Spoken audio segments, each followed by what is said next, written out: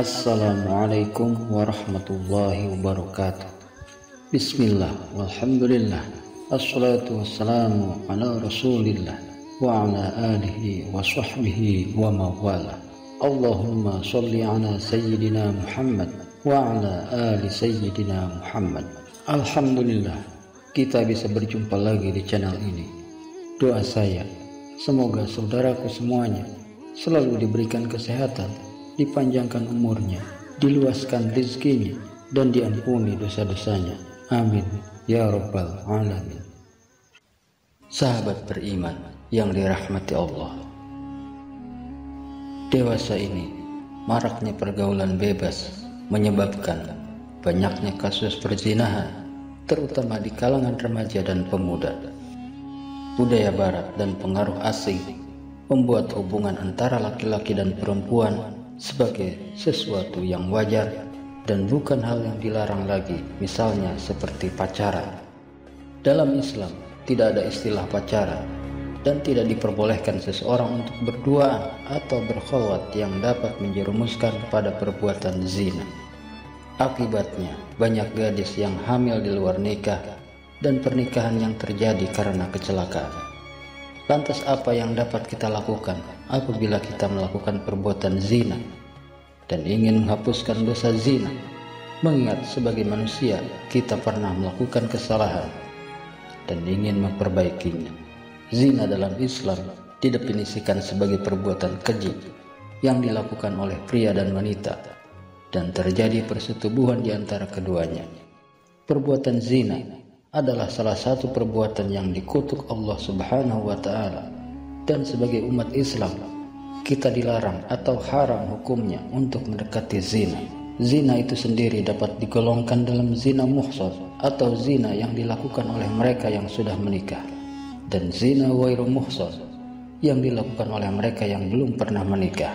Adapun hukuman dari perbuatan zina adalah dengan rajam atau lemparan batu hingga mati bagi pelaku zina muhsan, dan hukuman dera atau cambuk serta diasingkan 1 tahun lamanya bagi mereka yang melakukan zina ghairu muhsan, sebagaimana yang disebutkan dalam firman Allah Subhanahu wa Ta'ala, az-zaniyatu waz-zani fajlidu kulla wahidin minhuma mi'ata jaldah wala ta'khudhukum bihima ra'fatun fi dinillahi in kuntum tu'minuna billahi wal yawmil akhir wal yashhad 'adzabahuma ta'ifatun minal mu'minin. Perempuan yang berzina dan laki-laki yang berzina, maka deralah tiap-tiap seorang dari keduanya 100 kali dera, dan janganlah belas kasihan kepada keduanya, mencegah kamu untuk menjalankan agama Allah jika kamu beriman kepada Allah dan hari akhirat. Dan hendaklah pelaksanaan hukuman mereka disaksikan oleh sekumpulan orang-orang yang beriman.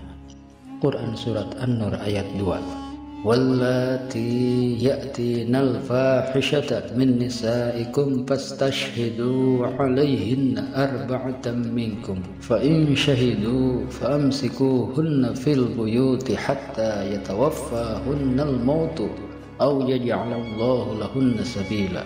Dan terhadap para wanita yang mengerjakan perbuatan keji, hendaklah ada 4 orang saksi di antara kamu yang menyaksikannya. Kemudian apabila mereka telah memberi persaksian, maka kurunglah mereka wanita-wanita itu dalam rumah sampai mereka menemui ajalnya atau sampai Allah memberi jalan lain kepadanya. Quran Surat An-Nisa ayat 15. Meskipun telah melakukan dosa zina dan perbuatan tersebut hampir setingkat dengan membunuh manusia, tetap saja kita harus berkeyakinan bahwa Allah akan mengampuni dosa orang yang berbuat zina apabila ia melakukan amalan-amalan dengan sungguh-sungguh yang dapat menghapuskan dosa zinanya. Berikut ini adalah amalan penghapus dosa zina. Yang pertama, menyesali perbuatannya. Tidak akan terhapus dosa seseorang jika ia tidak mengawalinya dengan penyesalan. Rasa sesal yang dirasakan oleh seseorang yang berbuat zina dapat mengembalikannya pada jalan yang benar dan kembali pada Allah Subhanahu wa Ta'ala. Menyesali dosa yang pernah dilakukan dapat membersihkan hati dan memantapkan niat jika rasa sesal itu dijadikan awal dan cambuk untuk bertaubat kepada Allah Subhanahu wa Ta'ala. Kemudian yang kedua, taubat nasuha. Jika ingin menghapus dosa apa saja, terutama zina, maka seseorang haruslah bertobat dengan sungguh-sungguh atau taubat nasuha.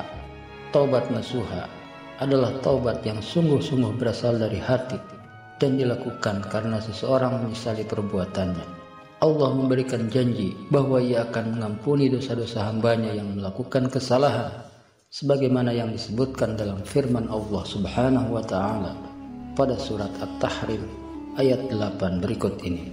Ya ayyuhallazina amanu tubu ilallahi taubatan nasuha asa rabbukum ayyukaffiru ankum sayyiatikum wa yudkhilakum jannatin tajri min tahtihal anhar yawma la yukhzillahu an-nabiyya wallazina amanu ma'ah nuruhum yas'a baina aydihim wa biaymanihim yaquluna rabbana atmim lana nurana waghfir lana innaka ala kulli syai'in qadir.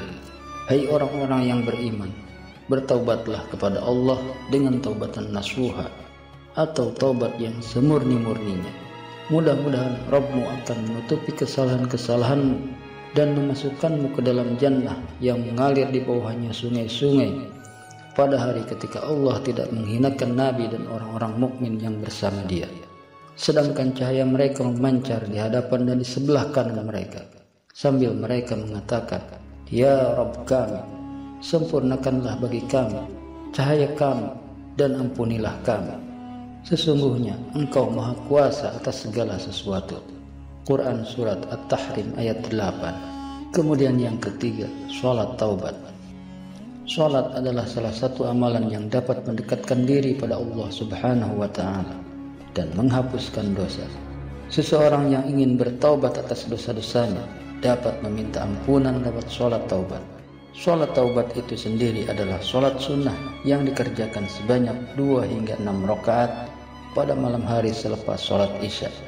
Dengan mengerjakan sholat taubat dan tentunya tidak meninggalkan sholat wajib, dosa yang dilakukan akan diampuni oleh Allah Subhanahu wa Ta'ala, sebagaimana yang disebutkan dalam Quran Surat Al-Baqarah ayat 222. Inna Allah yuhibbut tawwabina wa yuhibbul mutatahhirin. Sesungguhnya Allah menyukai orang-orang yang bertaubat dan menyukai orang-orang yang mensucikan diri. Quran Surat Al-Baqarah ayat 222. Kemudian yang keempat, perbanyak zikir dan istighfar. Memperbanyak zikir dan istighfar pada Allah adalah salah satu amalan untuk menghapuskan dosa-dosa kita. Kalimat istighfar merupakan kalimat permohonan ampun dari Allah Subhanahu wa Ta'ala, dan dosa-dosa seseorang dapat dihilangkan dengan terus menyebut nama Allah Subhanahu wa Ta'ala. Sebagaimana disebutkan dalam firman Allah Subhanahu wa Ta'ala surat Al-Imran ayat 135, wallazina idza fa'alu fahishatan aw zalamu anfusahum dzakarullaha fastaghfiru lidzunubihim wa man yaghfiru dzunuba illa Allah wa lam yusirru ala ma fa'alu wa hum ya'lamun.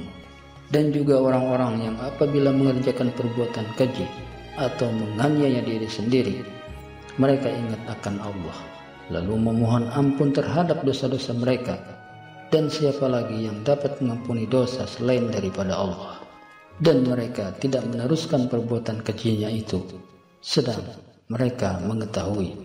Quran Surat Al-Imran ayat 135. Kemudian yang kelima, melakukan kebaikan pada sesama. Jika seseorang berbuat dosa dan keburukan, maka untuk menghapuskannya ia perlu melakukan hal atau kebaikan pada orang atau makhluk lainnya, seperti dengan bersedekah, menghapuskan hutang orang lain padanya, memberi makan binatang, dan sebagainya. Seperti yang dikisahkan seorang wanita pelacur yang masuk surga karena memberi minum anjing yang kehausan. Kemudian yang keenam, berpuasa.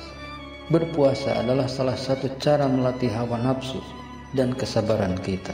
Puasa juga dapat menghapuskan dosa apabila dilakukan dengan sungguh-sungguh, terutama jika melakukan puasa sunnah seperti puasa Arafah dan Asyura. Kemudian yang ketujuh, memperbanyak membaca Al-Quran.